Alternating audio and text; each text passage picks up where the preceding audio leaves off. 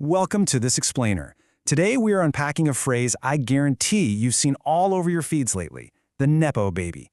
It has sparked massive debates on social media, in magazines, and around the water cooler. But as we're going to see today, this is absolutely not just some modern trend. We'll be discovering its surprisingly ancient roots and seeing exactly how it impacts almost every sector of our society, from the highest levels of government right down to your everyday workplace.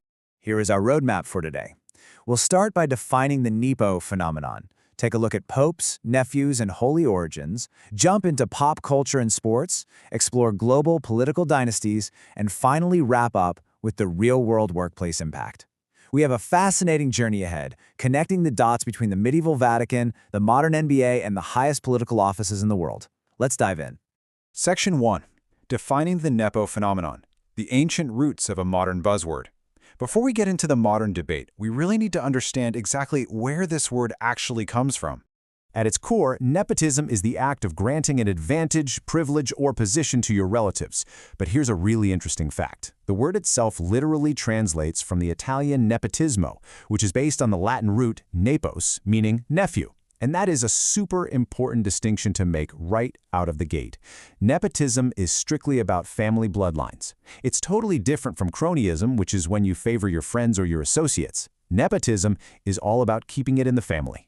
And it's easy to think of this as just some trendy Twitter complaint, but it's really not. Take a look at this quote from the ancient Indian philosopher Valluvar. He explicitly warned that choosing an unfit person just out of love will lead to endless follies. So whether we're talking about Valluvar, Confucius in China, or even Aristotle, ancient thinkers pretty much universally condemned this practice. They saw it as not just unwise, but actively bad for the health of a society.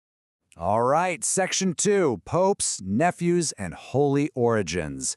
Keeping power in the Catholic family. Let's see how this idea actually builds historically. Going back to the Middle Ages reveals a massive historical loophole. Catholic popes and bishops had to take vows of celibacy, right? Which meant they couldn't have legitimate offspring to pass their immense wealth and power down to. So what did they do?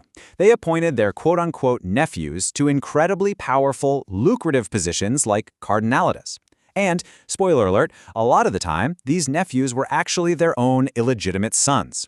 Popes like Calixtus III and Alexander VI used this exact playbook to build the mighty Borgia dynasty. The practice actually got so wildly out of hand that in 1692, Pope Innocent XII had to issue a formal papal bull literally banning popes from bestowing estates and offices on their relatives. And the public has been rolling their eyes at this for a very long time. Check out this historical political cartoon called The Seat of Honor. It features Benjamin Harrison, who is the treasurer of London's Guy's Hospital, acting as a dominant figure while giving a massive leg up to Sir Astley Cooper based purely on family ties. Cartoons like this have lampooned the whole blood over merit concept for centuries. It just goes to show that public disdain for the Nepo advantage spans generations. Moving on to Section 3, Pop Culture and Sports. Let's jump into the modern Nepo baby era. So how does this ancient practice manifest today? Well, in December 2022, New York Magazine essentially broke the internet with a massive viral cover story. They famously dubbed 2022 the year of the Nepo baby and listed out a ton of notable celebrities, people like Maude Apatow, Lily Rose Depp, Maya Hawke, Dakota Johnson, Zoe Kravitz, Ben Platt, Jack Quaid, and John David Washington.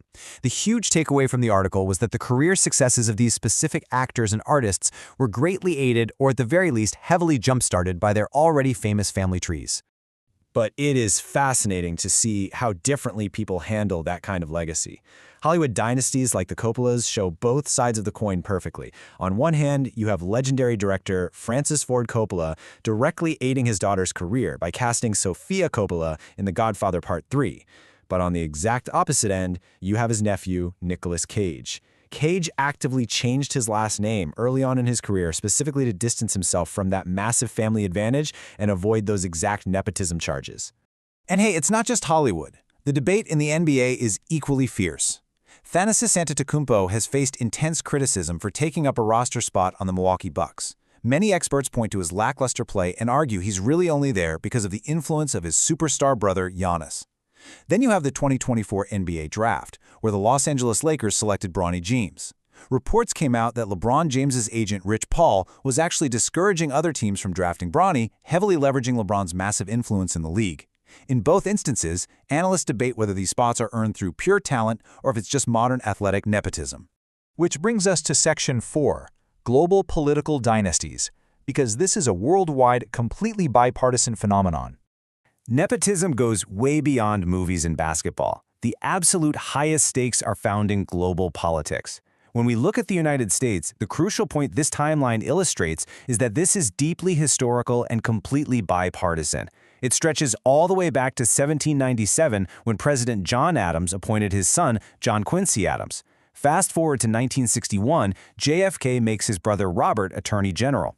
In 1993, Bill Clinton taps his wife Hillary to chair a healthcare task force.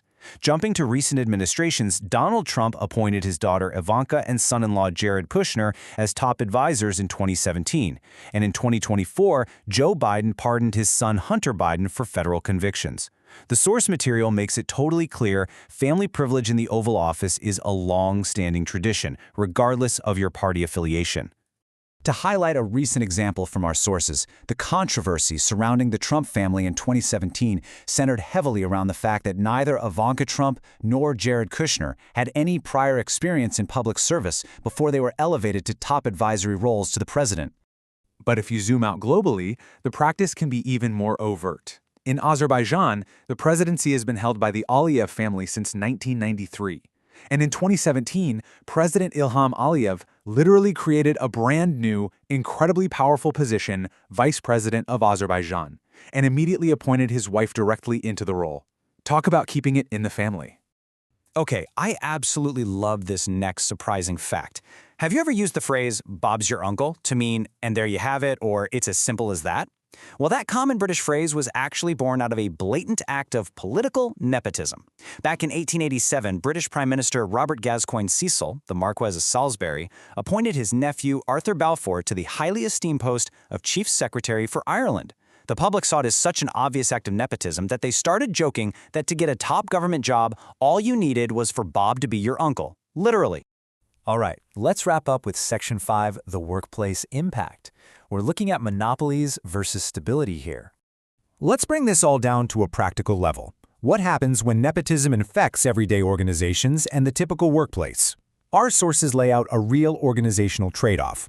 On one hand, advocates for family-run businesses argue that hiring family provides essential stability, business continuity, and guarantees that the founder's specific goals are carried out by a highly trusted circle. But researchers point out some massive downsides.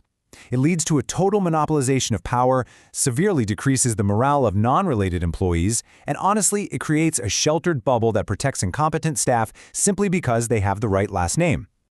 I think this quote from Forbes magazine hits the nail on the head when it comes to the absolute frustration of everyday employees. There is no ladder to climb when the top rung is reserved for people with a certain name.